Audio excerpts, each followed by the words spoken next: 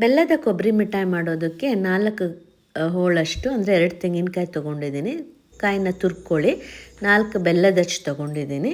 ಈ ತುರಿದಿರುವಂತಹ ಬೆಲ್ಲನ ಅಥವಾ ಕುಟ್ಟಿ ಪುಡಿ ಮಾಡಿರುವಂತಹ ಬೆಲ್ಲನ ದಪ್ಪ ತಳ ಪಾತ್ರೆಗೆ ಹಾಕಿ ಒಂದು 1/4 ಲೋಟ ನೀರು ಹಾಕಿದಾಗ ಬೆಲ್ಲ ಎಲ್ಲ ಈ ರೀತಿ ಕರಗುತ್ತೆ.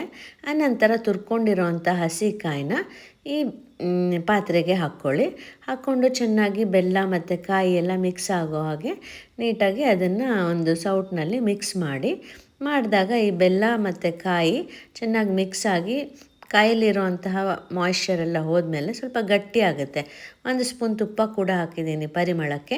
ಆಮೇಲೆ ಒಂದು ಪ್ಲೇಟ್ಗೆ ಸ್ವಲ್ಪ ತುಪ್ಪ ಹಾಕಿ ಪ್ಲೇಟ್ನಲ್ಲಿ ಸವರಿ ಮಿಕ್ಸ್ ಮಾಡಿ ಅನಂತರ ಈ ಕೊಬ್ಬರಿ ಮಿಠಾಯಿ ರೆಡಿಯಾಗಿರುವಂತಹ ಕೊಬ್ಬರಿ ಮಿಠಾಯಿನ ಈ ಪ್ಲೇಟ್ಗೆ ಹಾಕಿ ನೀಟಾಗಿ ಯೂನಿಫಾರ್ಮ್ ಆಗಿ ಸ್ಪ್ರೆಡ್ ಮಾಡಿ ಈ ರೀತಿ ಸಮವಾಗಿ ಪ್ಲೇಟ್ನಲ್ಲಿ ನೀಟಾಗಿ ಸ್ವಲ್ಪ ಪ್ರೆಸ್ ಮಾಡಿ ಆದಮೇಲೆ ಸ್ವಲ್ಪ ತಣಿಯೋದಕ್ಕೆ ಬಿಡಿ.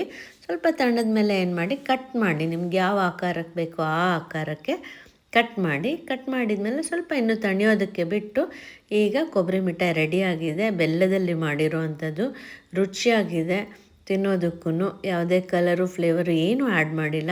ನೀವು ಕೂಡ ಟ್ರೈ ಮಾಡಿ ನೋಡಿ. ತುಂಬ ರುಚಿಯಾಗಿರುವಂತಹ ಕೊಬ್ಬರಿ ಮಿಠಾಯಿ. Thank you.